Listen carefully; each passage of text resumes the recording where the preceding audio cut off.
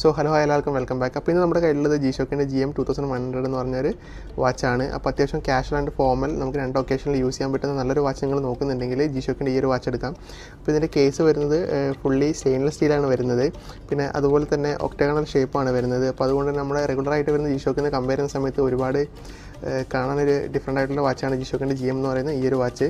So ഇത് കെട്ടിക്കഴിഞ്ഞാൽ എങ്ങനെ ഉണ്ടാകുന്ന ഫിനിഷിംഗ് കൂടെ നമുക്ക് നോക്കാം.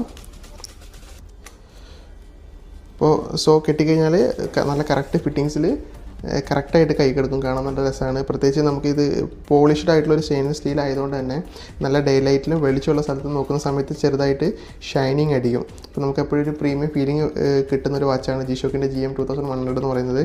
അതുപോലെ തന്നെ നമുക്കിതിനകത്ത് അനലോഗും ഡിജിറ്റലും രണ്ടും വരുന്നുണ്ട്.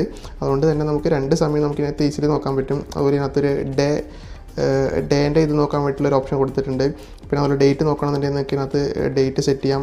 പിന്നെ അതുപോലെ ഇതിനകത്ത് നിങ്ങൾക്ക് നൈറ്റ് വിഷൻ സമയത്ത് നിങ്ങൾക്ക് കാണാൻ വേണ്ടിയിട്ട് ചെറിയൊരു ലൈറ്റ് പ്രൊവൈഡ് ചെയ്തിട്ടുണ്ട്. അത് വേണമെന്നുണ്ടെങ്കിൽ നിങ്ങൾക്ക് 1.5 to 3 seconds വരെ നിങ്ങൾക്ക് സെറ്റ് ചെയ്യാം. അപ്പോൾ ഓൾമോസ്റ്റ് എല്ലാം കൂടെ നമുക്ക് പറ്റുന്നൊരു ബഡ്ജറ്റ് റേഞ്ചിലായിട്ടുള്ളൊരു വാച്ചാണ് G-Shockൻ്റെ GM2100 എന്ന് പറയുന്നത്. അപ്പോൾ ഇതിൻ്റെ മേടിക്കാനുള്ള ലിങ്കും കാര്യങ്ങളൊക്കെ ഞാൻ വേണമെങ്കിൽ ഡിസ്ക്രിപ്ഷനിൽ കൊടുക്കാം. നിങ്ങൾക്ക് അവിടെ നിന്ന് വേണമെങ്കിൽ ചെക്ക് ചെയ്യാവുന്നതാണ്.